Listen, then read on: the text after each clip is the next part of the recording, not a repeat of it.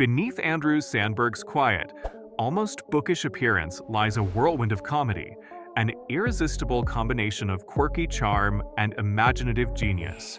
This rare gift launched him from the world of viral sketches, Remember 5 Felonies in 1 Week, Light 'Em Up, Boil, to the spotlight of an Emmy-winning sitcom.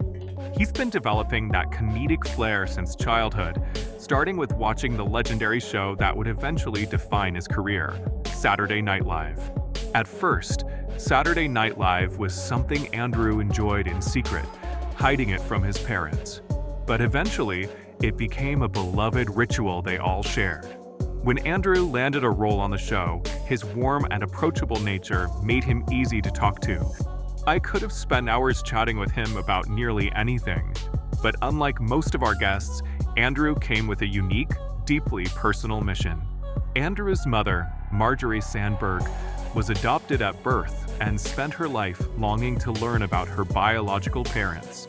Over the years, she made multiple attempts to locate them, even hiring a private investigator, but her efforts always hit dead ends. Andrew hoped our team could finally succeed where others had failed. Despite many discouraging outcomes, Marjorie had gathered a few leads. Chief among them was a letter she received in 1989 from the agency that handled her adoption. It briefly described her birth mother, but the details were incredibly vague. Legal restrictions at the time prevented the agency from revealing any information that could potentially lead to an identification, not even to the daughter herself. Alone, the letter wouldn't have been enough. Thankfully, there was another clue. In 2015, Marjorie tried again, requesting more information. This time, she received a second letter, just as nondescript, but containing a crucial detail. The name Gerda Philipsborn was our breakthrough. Gerda turned out to be Marjorie's great-aunt, which meant her brother emigrated to the US in 1938 with 3 daughters, one of whom was likely Marjorie's biological mother. That was our working hypothesis. The next step was to confirm it. The puzzle began to take shape. We suspected Ellen Philipsborn was Andrew's biological grandmother. But to verify this, we needed DNA evidence. That proved challenging. Ellen passed away in 2007 and left no known direct descendants. However, we located her sister Renata, who had a living daughter. If our theory was right, Renata's daughter, Ellen's niece, would be Marjorie's first cousin, sharing about 12% of her DNA. Once we confirmed the genetic connection, we dove into Ellen's life story. We even found photographs of her parents, Andrew's great-grandparents, giving him the chance to see their faces for the first time. We also discovered one of Ellen's lifelong passions. She was an accomplished painter whose art was shown in galleries. But perhaps the most astonishing revelation was her profession. She worked for over 30 years as a child psychologist, a striking parallel to Marjorie's own career path. By connecting the dots, we were able to introduce Andrew to his biological grandmother, Ellen Philipsborn, finally answering a question that had haunted Marjorie for decades. But one mystery remained.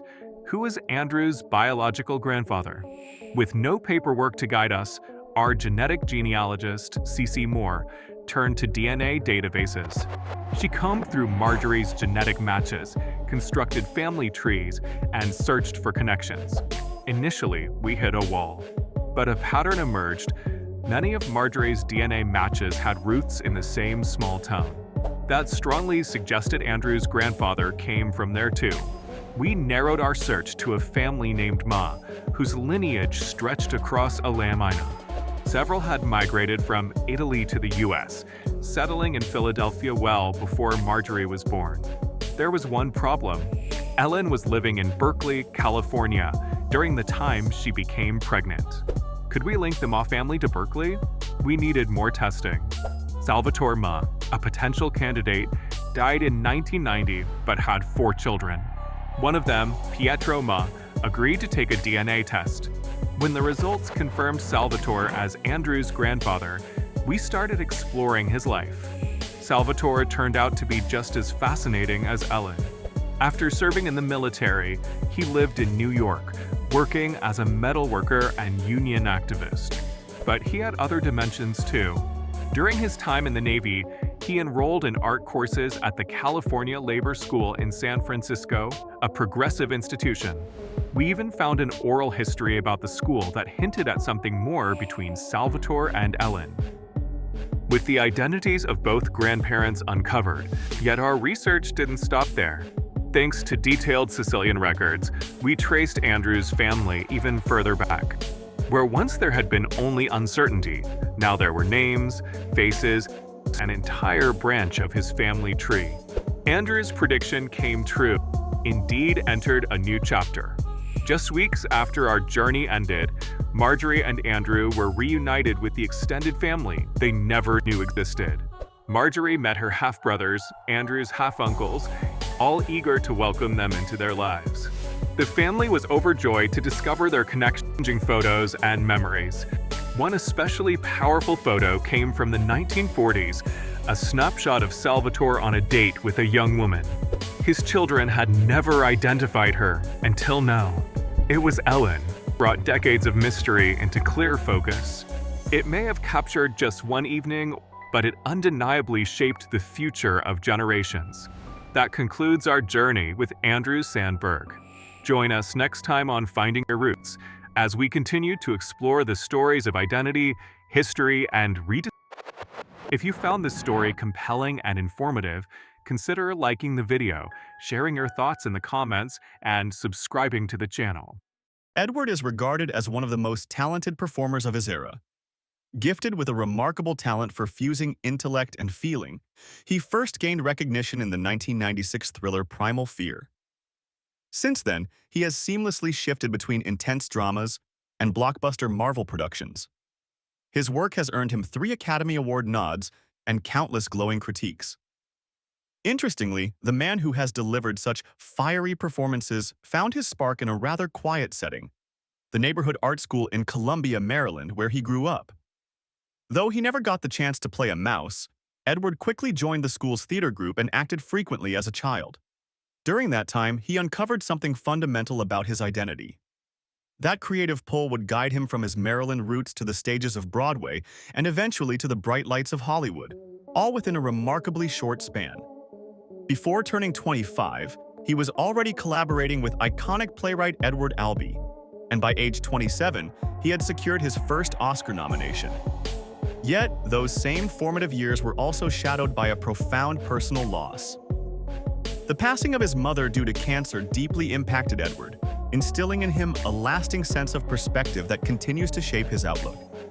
Just as Edward Norton was preparing to explore his ancestral roots, we encountered an unexpected challenge. The obstacle? Edward's own deep familiarity with the topic. He is an avid historian, particularly when it comes to tracing his lineage. In fact, he approached me already armed with more knowledge about his ancestry than nearly any other guest I can remember. Because of how much he already knew, I feared we might struggle to uncover fresh insights into his genealogy. Luckily, our team of researchers rose to the occasion, unearthing a number of remarkable revelations. The first story they uncovered began on Edward's paternal side, with his great-great-grandfather, Frank Balls.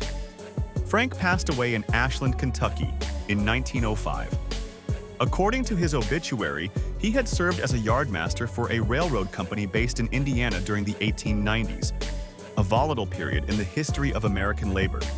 In fact, Edward's great-great-grandfather was actively employed during the infamous Pullman strike, a labor conflict that escalated into violent clashes between workers and federal troops. As a yardmaster, Frank held a managerial role, and when the strike broke out, he apparently chose to stand by his employer, helping maintain railroad operations, a stance that likely didn't win him many friends among the striking workers in his town. However, Frank's tragic passing may have stemmed from something much less dramatic. Records suggest he had a habit of getting into heated arguments.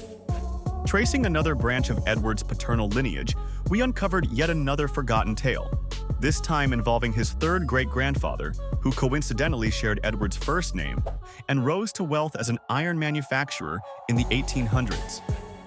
But despite his success later in life, his early years were marked by hardship, resembling the bleak scenarios of a Charles Dickens story.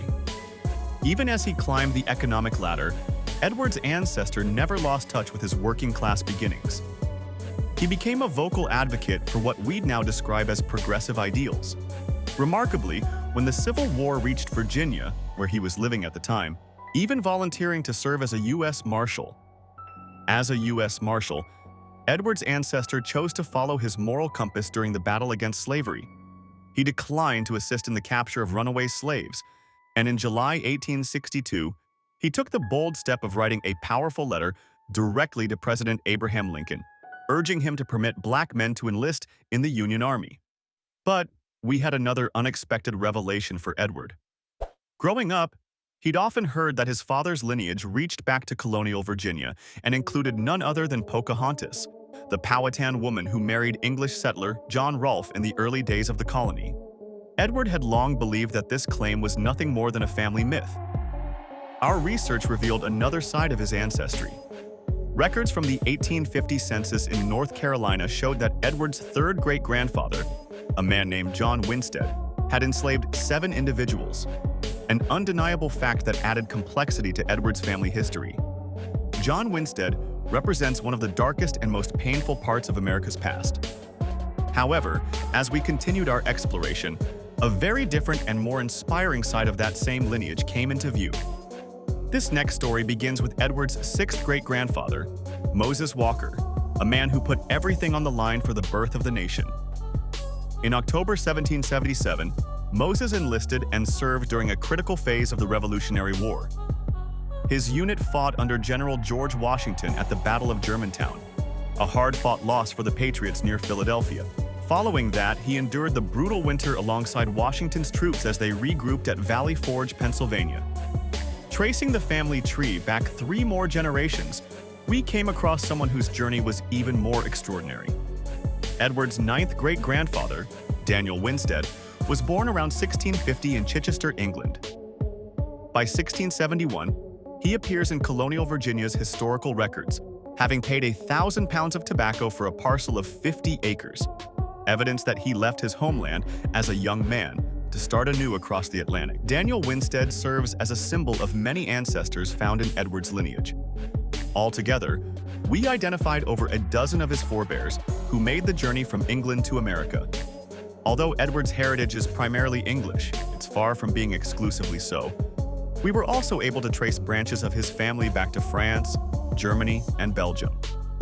His genetic profile also indicates a strong connection to Scottish ancestry.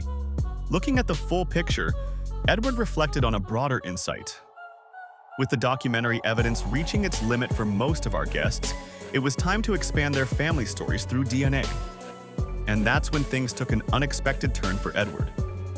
When we compared his genetic data with that of all the other participants in the series, we uncovered a surprising number of strong matches, proof that he shared a common ancestor with someone else featured in the show. It revealed a long-lost family connection that neither of them had previously suspected. That brings our exploration with Edward Norton to a close. Be sure to join us again as we uncover more hidden stories from the past with new guests on the next episode. If you enjoyed this video, be sure to hit the like button, share your thoughts in the comments, and subscribe to the channel for more fascinating content. Your engagement helps us continue bringing untold stories to light.